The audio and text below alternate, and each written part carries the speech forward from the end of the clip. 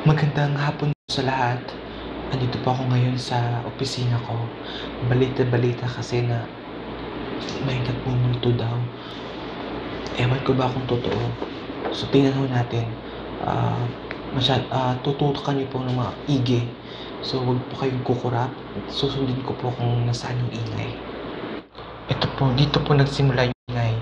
So susundan lang po natin. Titigan niyo po ng maigi. Ayan po, walang katao-tao. Parang ako lang yatang mag-isa dito. Nakakatakot naman. Wala ding tao. Wala din. May ilaw na kumukurap. Hindi kahit isa yan sa mga patibong ng nagpaparamdam. May napansin ba kayo?